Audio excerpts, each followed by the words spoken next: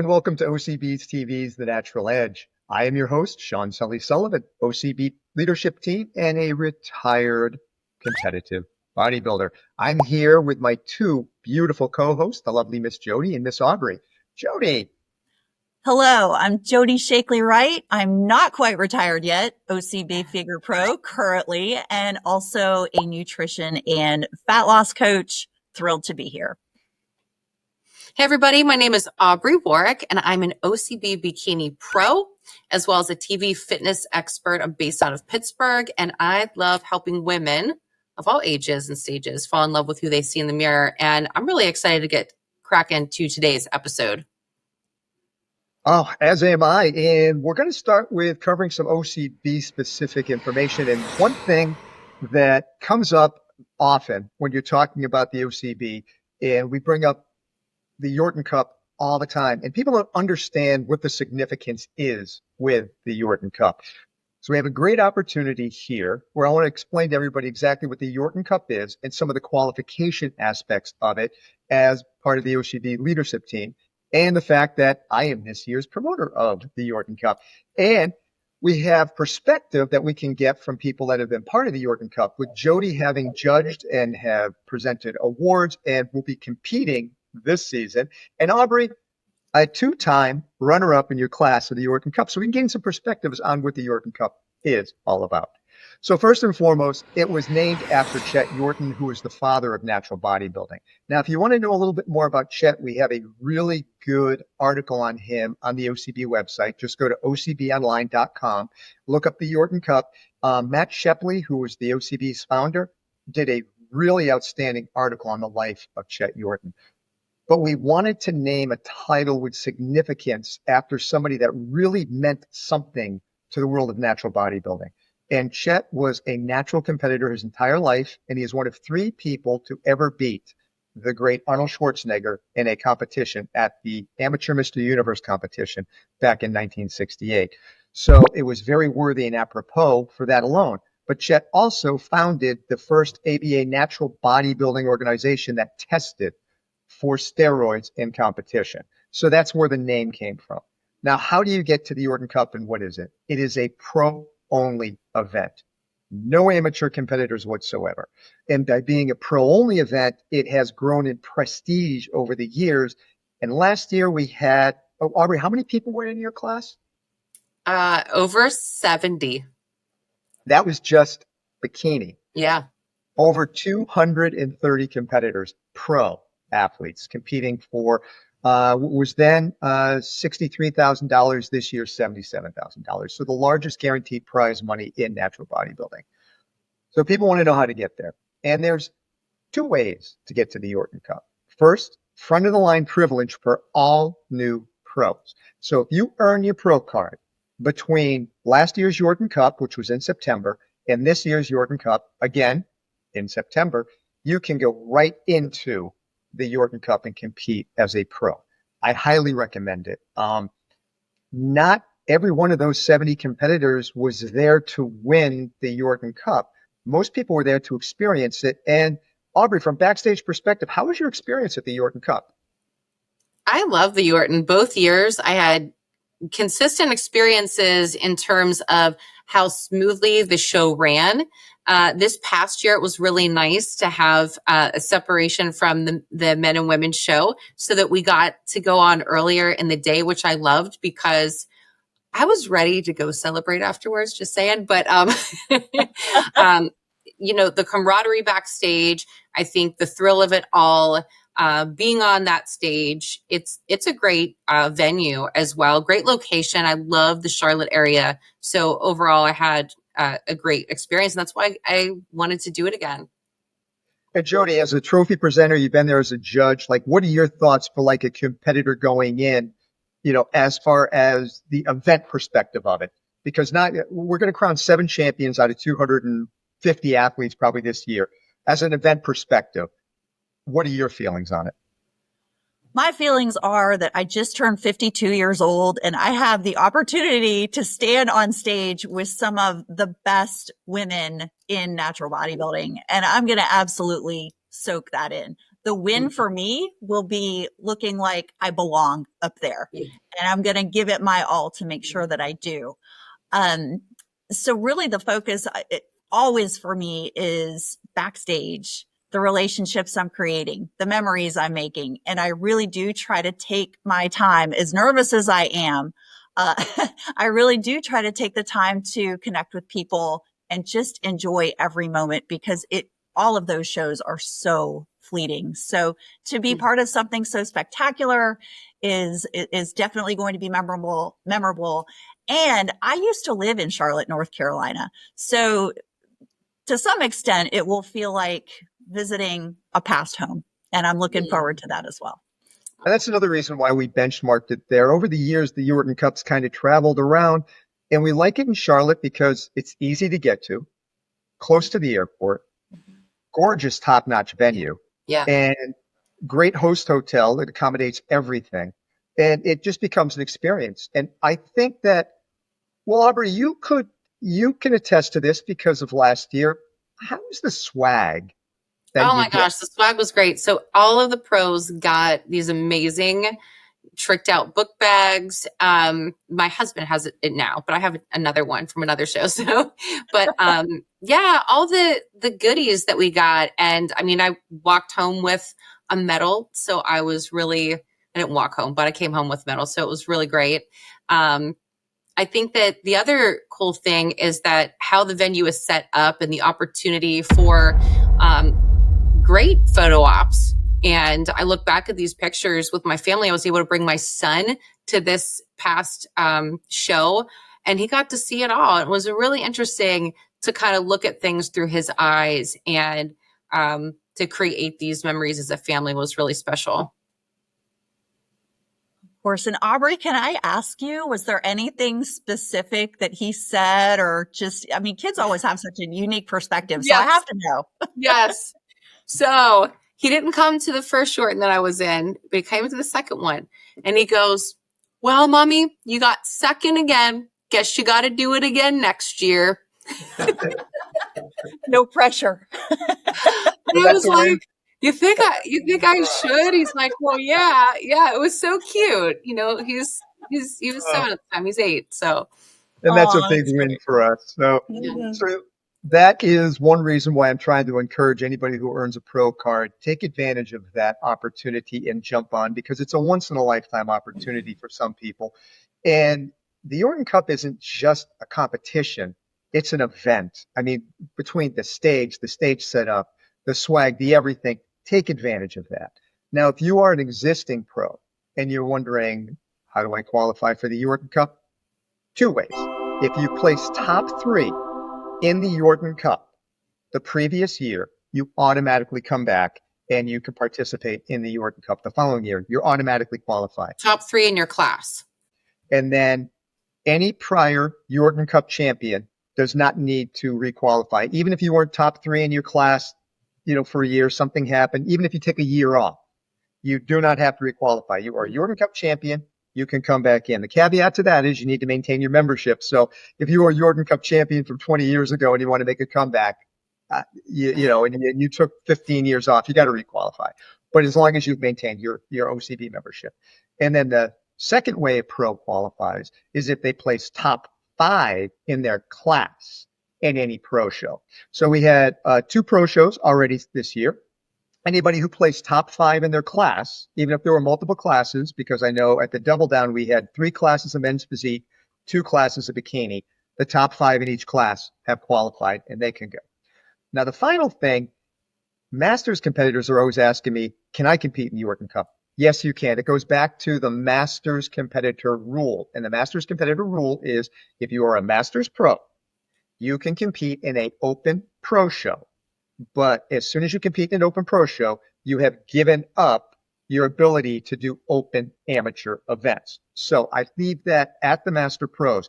There are a lot of Master Pros that are ready for an open pro show. And there are others that want to spend a little bit more time bouncing back and forth. So if you are a Masters Pro and you place top 5 in a Masters Pro show or an open pro show, or you just got your Masters Pro card and you're like, you know what? I just want to jump right in. I want to get to this big dance. I want to check this thing out. Then you have top of the line privileges. So that is how you qualify for the Yorton Cup. That's a little bit about what the Yorton Cup is all about. And both my beautiful co-hosts are going to be on stage at this year's Yorton Cup, the 20th anniversary. It's going to be truly an epic and international event. So that's the history. That's how you qualify. So that's our OCB information for this episode. Now I want to get into the OCB rundown of shows, and we have one to talk about. Jody, what event did we have this past month that we're going to cover? On February 23rd, we had the OCB Double Down Natural, the sixth show for this particular event, and 130 competitors.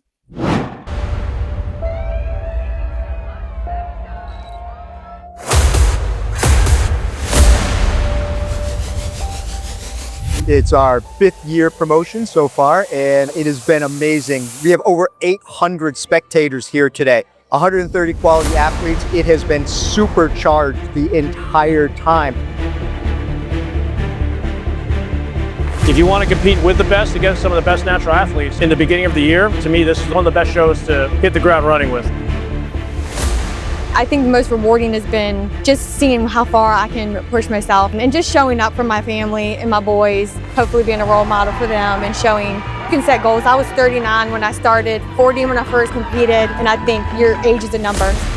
If you're on the fence and you're thinking about competing, I would say definitely do it. Give it a try. Even if you're a one and done, just give it a shot, because you never know, you might fall in love with it like me.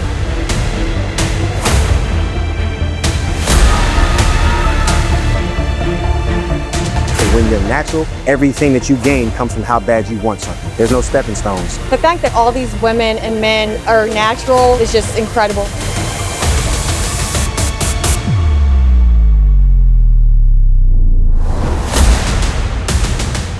Oh man, Double Down Natural has been awesome. Appreciate how they treated the pros amazingly, world class for sure.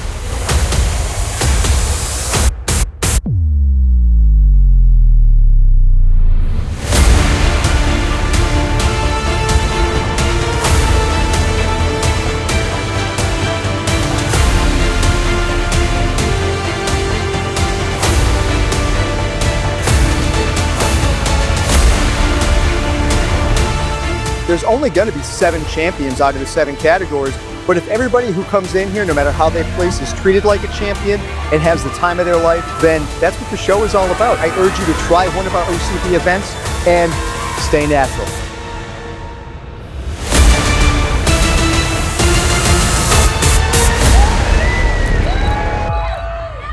We are so pleased to have Cali Arauz, the OCB Yorton Cup Wellness Champion from 2024 with us. A few details about Cali I would love to share. She owns her own company, Vitality Coaching, so she is a bodybuilding coach. She will be first time promoting this fall the OCB Muscle Massacre in Omaha, Nebraska. And she's had her business about 6 years. And I'm going to dive right in with the first question, Cali. So wellness is a relatively new division for OCB. I would love to hear when that first light bulb went off in your brain that you wanted to compete in bodybuilding and then take us to that evolution into wellness, or maybe that was first for you. How did it go down? Yeah, so wellness was the one and only category I've ever competed in. As a soccer athlete my whole life, I've always actually been known for my legs. And it used to like really make me mad. Like I hated my legs. I thought they were way too big for my body. Like that was the first thing people noticed about me. And I didn't like that. And for a long time, I like was pretty insecure about it. And then I was like, wait a sec, like this is my strongest like asset. Like why not utilize it, you know? And when wellness came out, because I had always like thought about bodybuilding, but wellness hadn't been a thing yet. And I had gone to a couple shows and I was like, ooh, like I knew when I went to my first show that I would be up there, like 100%, not a doubt in my mind. And once I like graduated college and I was done with soccer, I was like at that loss of like, okay, I've been an athlete my whole life. I love being competitive, and I'm like, what do I do now? So that's how I got into weightlifting, my senior year of college. And then I met some bodybuilders at my gym, went to my first show, and then it was history from there. So yeah, I've always loved training legs. That's always been my fave. So that's all I trained basically. Yeah, wellness is perfect for me. Oh, super. Great Sounds like the story. perfect storm of timing and you just envisioning it. You could see yourself up there. And I think that's a key point, key takeaway for sure. So what was it like? I mean, winning wellness at the Yorton. I mean, what went through your mind? Did you break down? Were you emotional? Yeah. Loaded question. So, in fact, I actually had paid for everything and signed up the year prior, and I didn't show up. Wow. And yeah, Why? I actually went to North Carolina still, and Okay. I bawled my eyes out the night of the Yorton. And I had like so many emotions that I wasn't there. Basically I didn't expect to even, my season 2 years ago was like so spontaneous, and like I was going to do one show and I ended up doing 4. And then I was like, oh, well, I'm going to go to the Yorton. I didn't even know what it was until that year. And then I signed up, was ready to go. And it was just such a long prep that my body just like stopped. Oh, wow. Okay. So wait a minute. Did I hear you correctly that you were at the Yorton?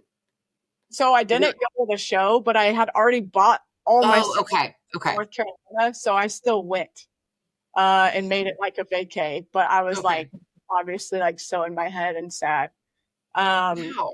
Yeah. Did you at least Did you at least go and watch the show? Were you in the audience during the event? Oh. Wow. No, So you were just like exhausted. You felt like you were burnt out. my body physically stopped responding. Like I wanted to push and I kept trying, but like there gets to a point. I mean, I was like 30 something weeks into a prep, and I'm at a level of leanness. Like I started getting like rashes. I started getting like infections. It was so weird. Like my body was like, stop. Wow. How old are you, Callie? I'm 27. Okay. And do you have a coach? Yes. Yeah. He's local. His name is Howard. He's my bestie. And he trains me in person every single day. So he has been incredible. Huge. Wow. What a story is that? And then, okay, so you had that moment and then your coach helped build you back up. Then walk us through like the journey to this past season. Yeah. So I had a different coach at that time. And one of the other big reasons that I pulled away from the show originally was so I'm a believer and I like am really close with God, and I felt like I had been all season, it had been growing me, like prep was a benefit to my life. And then when I started putting this like a ton of pressure on myself, I felt like I was becoming very selfish. And I felt like my heart was wrong. Like my heart's intentions had shifted into like a me thing. And God didn't like that. And I felt like if I was going to do a big show like that, he wouldn't like award me as a winner if my heart wasn't right and doing it for the right reasons. So that was a major part of me pulling out, on top of my body and I think he literally did that to my body so that I would stop, because I didn't have a choice. I absolutely love what you just said. Yeah. Well, and that's a total pro tip too. I mean, here you are, like Sully says, a newer competitor. Our bodies can send us signs, but the other side of that coin is we have to be listening and paying attention. Yeah. So absolutely. You totally were. Yeah. Wow. It was actually crazy. I was on a walk. I literally know my neighborhood like front and back, because the amount of walks I take in prep. And I was at the point where I was like taking walks all the time. and I was on a walk. And usually, like, I had used my walks as like a time to like pray, and I had stopped. Like, when I knew I was like disobeying him, I stopped like talking to him on my walks, and I would just listen to music and stuff. And I was on a walk one day, and I, for the first time in my life ever, I've never had this experience before, I audibly heard him tell me to take my headphones out and to stop bodybuilding. Like, I literally heard him say that. And it was, again, I've never had that happen. And I literally called my coach on that walk, and I cried, and I said I was done. And I said I couldn't explain it, but I'm done. And it's just incredible, because if I wouldn't have stepped away, I know I wouldn't have won last year, and I didn't deserve to win. And or 2 years ago. And the fact that I obeyed him and then put in the work and did the work like on myself, and then to win this year was like such a huge moment for me spiritually, more than anything. Like, it meant everything to me, because I was like, I did what I was supposed to do. I changed my heart posture, and like, I was rewarded for that, you know? That's incredible. That is the rewarding end of what the sport can really be about. And that is, I always like to throw that theme in on everything I do, whether I'm talking to competitors or putting out a podcast or a YouTube. I always like to, put that little reminder in the back of everybody's head. Switching gears a little bit, I just had one question for you rolling in as we, in the interview. You did 4 shows. Were they all OCB events? Because you're in Nebraska, so like what was your contest history before you got to the Yorton Cup? And did you do an event to requalify before last year's win? Yes. So basically, I had learned about bodybuilding through the NPC. I had just one show picked out for the season just to try, and that was like in June. And then I was ready like super early. Like, my body had responded way better than my coach at the time had thought. So she was like, hey, there's like a natural bodybuilding federation here in Nebraska if you wanted to try. And I was like, okay. And so I literally hopped in that. It was like that weekend. Like, I signed up last second. I had never heard of the OCB. And I was like, okay, like, let's go. And I loved it. And I still remember, like, I came on stage for the first time in debut, and I watched all the judges, like, and that just like, it made me so happy. And I was like, oh my gosh, they like me, Wow. Yeah. And that show actually wasn't a pro qualifier, because it only had 4 girls. And there was actually a show in the next city over the next weekend. So the promoter of that show was like, hey, I really think you should go to this next show. And so I was like, okay. And so I literally washed my tan off. I popped in the next show that next weekend. And the fun fact too, I didn't peak for either of these shows. I just like rolled in. And so then I won my pro card, and I was like, oh, well, that's cool. I don't know what that means, but all right. And then the next weekend I did the NPC show. I won the overall there. Then I went to junior nationals for the NPC. Then I got smashed. But it was actually super cool, because at junior nationals, I was like really upset after prejudging. And I had another God moment, and he basically told me, like, stay in your lane. Like, you don't belong here. You know where you belong, so stay in your lane. And that was all the clarity I needed to know which federation I wanted to continue with. And I had felt like, okay, I'm a natural athlete. Why would I not compete against other natural athletes? If I'm good at my sport, then I will be like equal, So that was really important to me. And I also had a more fun experience and a better experience at the OCB shows. So I was like, that's where my heart's at. So that's where I continued. And did you do another show before last year's Yorton Cup? Yep. So then I knew I wanted to redeem myself and go to the Yorton last year. But I waited a long time to get the green light because I wasn't sure yet if I was supposed to continue bodybuilding. And so I waited to the green light of what I felt was that. And then I had to do one before. So I did the August Colorado show. And that was my pro debut. And then I won that. And then I, went to the Yorton 5 weeks later and won. Yeah. And went to a Yorton Cup with an incredible lineup of wellness athletes. That was stacked. Yeah. And you're coming back to defend your title? Yeah. Ooh, Well, we've never had, then again, we've only had wellness going into our third year of offering wellness at the Yorton Cup Pro. We've never had a repeat champion. So, we're all rooting for you, Cali. I think one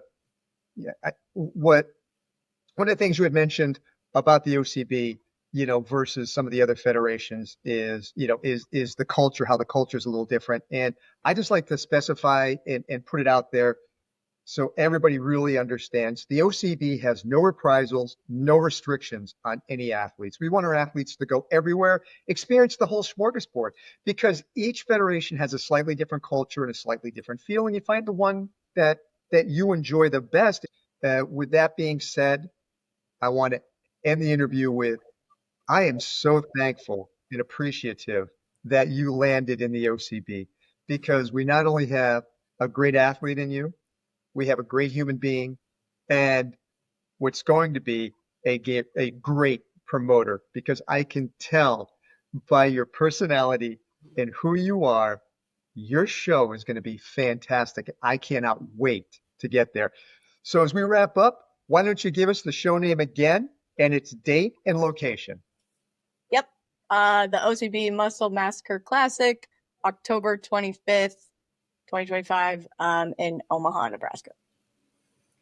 Looking Cali, forward you to are it. an inspiration. Thank you so much. I really loved getting to know you, and I'm looking forward to seeing you shine on that stage again. Thanks, Yeah, guys. I can't wait to see you in person and wish you all the best with your promotion of your show too. Thank you so much. Thank you, champ. And I'm looking forward to seeing you very soon at the Yorton Cup. Yes. All right, now it's time for pro tips. So what's our topic for today? Training Styles 101. Off-season volume, what should you be doing? I like it. Yeah, because, you're setting up your competitive career. Mhm. It starts with your off-season training cycles, which is kind of funny because anything that you're really doing off-season is really your bodybuilding base that you start with. So it should be something that you flow back to. So if you're looking at how you've been training for your whole life, let's say your training age, which is different than your chronological age. Training age is how many years you've consistently been training. So let's say your training age is 3 years. You've been training for 3 years, and you've stumbled upon programs that work best for you as far as volume, intensity, and all of that. That should kind of be more, in my opinion, what you stick with as your traditional off season. But with that said, there's a variety of different training styles out there that people listening that have a training age of 6 months that want to get into competition in 2 years from now. So, Aubrey, what are some of the more popular ones for you? Oh, for me in the off season. Yeah. Well, what was unique with my road to my first Yorton and then my second Yorton, it was completely different, 2 different looks. So this last season, I really did spend time focusing on my nutrition first and foremost and pushing more calories than I think I was comfortable with, based on like my past history with an eating disorder. Even though that's definitely a scar, not a wound, it was still kind of an area of vulnerability for me. So as I was working on increasing my calories in a very healthy way, I'm a very clean eater, but my training style, I really aim to get stronger. So my rep ranges, though, are kind of on the higher end. And I would say anywhere from like at least 15 to 20 reps, typically 4 to 5 sets. And that does start to taper as I get closer to the show, because your body can't handle that. So in the off season, I really just focus on my fuel, and my strength. And that actually makes sense. And you said a slightly higher rep range.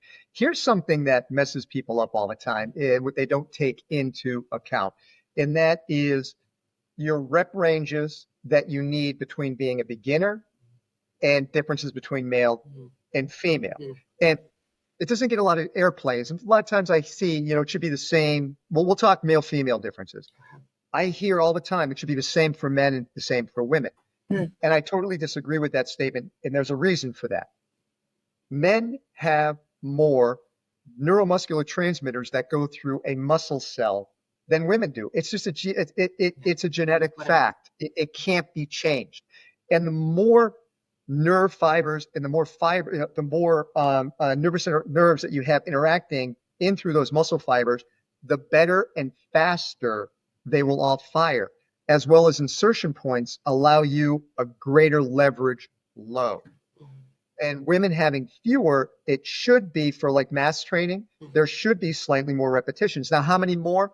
I would figure 2, just a couple. So it's not like a male training for strength should be at 4 reps and a female training for strength should be at 30. No, but it should be a couple of reps more in order to get that same effect.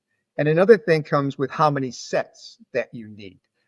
I also, for that same reason, personally feel, and there is scientific evidence that shows this is the case, women can tolerate slightly more sets at load than men can based on their training age. Again, the longer you've been training, the better your mind-muscle connection is, and the faster you can achieve a full neuromuscular stimulation. So one of the things I've always recommended for trainers is the younger you are in your training age, you actually need a little bit more volume to really get that effect, less load, more reps, because you're building all that in. And then as you progress and get bigger and stronger and have better leverage points, you have a better neuromuscular connection, your loads can go up and your reps and your training volume can go down for the off season. So that's just one universal protocol that I found over the years that has seemed to work with the majority of people. Yeah. When it comes to off-season training protocols and growth, I think there are universal factors that apply to any program that you're going to utilize. So a couple of the basics as we wrap up here that people can look into and do a little bit more research on. And first and foremost is that all programs that you go on, that you enter into, whether it's a pre-contest, or all programs are going to work, and they're all going to stop working. And they're all going to work and stop working at a different set of parameters. Those parameters are usually based on a lot of different factors. One of the first and foremost being, is it right for you? So if you're training on a training protocol because you read about it in the latest issue of a magazine, or you saw it on the internet, and you jump on that thing, and in a short order, you feel fatigued, you feel run down, you feel overtrained, then that program has already done its magic. It's come and it's gone. I've always wanted to favor being one set short of overtraining than one set over for overtraining. And for natural athletes, I think this is the second take-home lesson for your off-season training protocols. That is key. You always want to be one set under and not one set over, because as natural athletes, we don't have the same recuperative capabilities as our cousins that might be on performance-enhancing drugs. Now, every training program also works 3 aspects of the body. If you are doing systematic weight training with a heavy enough load that you're going to elicit some type of muscle fiber effect, there are 3 things going on in your system. You are affecting the muscles, you are affecting the endocrine system, and you are affecting the nervous system. Those three things. You can't separate them except for one way, and that is performance-enhancing drug use. So this is my pro tip number 3. Be very cognizant in where you're getting your off-season and your growth training protocols from. because if you've heard different body stomatotypes, ectomorphs, mesomorphs, endomorphs, I prescribe that there are actually 5. There's mesomorphs, there are ectomorphs, there are endomorphs, there are endomesomorphs, which we can talk about in a future episode, which are people that were mesomorphs but destroyed their metabolism with bad foods and became endomesomorphic. And then there is steroidal morph. And what is steroidal morph? Steroidal morph is the person on the PEDs that only has to worry with their training effect of one thing and one thing only. How much capacity can the muscle take to damage it? And they can take a lot. They can take a lot. There was research conducted with Rangers after Ranger training. For those of you who don't know, military, I'm going to talk about the military from time to time, a very rigorous training that destroys endocrine system. It just wreaks havoc on the human body.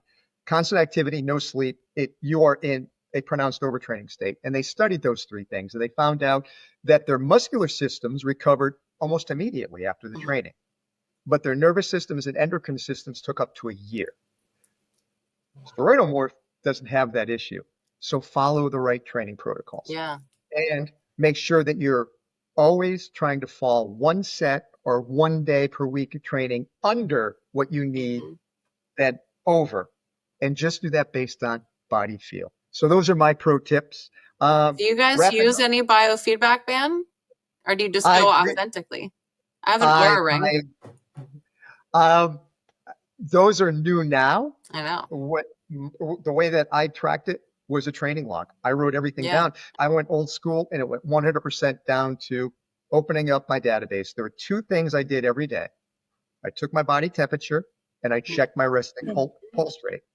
Because drops in body temperature and increase in your resting pulse rate in the morning, first thing when you wake up, are your 2 key factors that show that you're going into an overtraining state. So that little thermometer, pop it in the ear, boom. So simple. Great. Those 2 things are all I need. And now you got a ring that'll do. That's solid. Hey, you guys got any pro tips before we wrap up? Take enough time in your off season or growth season. Real quickly, I remember giving judges feedback to an athlete, and then 3 days later, the athlete emailed me back and said, "Oh yeah, the coach says that she sees the growth." And I was like, "No, that's just the carbs." But take adequate time off. 3 days, 3 weeks, 3 months. That's not an off season. Take 6 months, 9 months, 12 months. I took 3 years. So take the time that you need for adequate recovery and growth. That's my pro tip. Aubrey, off-season training 101 pro tip from you. I think my pro tip, I'm going to kind of tie it into our little interview that we had with Cali, is that, really sit with yourself, quiet the noise and all the visual distractions to say, is this in alignment with what I want and what I should be doing right now? And me personally, that's why I am in this. I know I'm meant to be in the season of competing. And I will also know when I need to take a break. So I authentically feel called to do, these upcoming shows. So that's my pro tip. Listen here. And with that, just a closing thought that I wanted to bring up and talking to Cali, and that is, don't be a beautifully wrapped, empty box. Think about it. Train hard, be safe, and stay natural.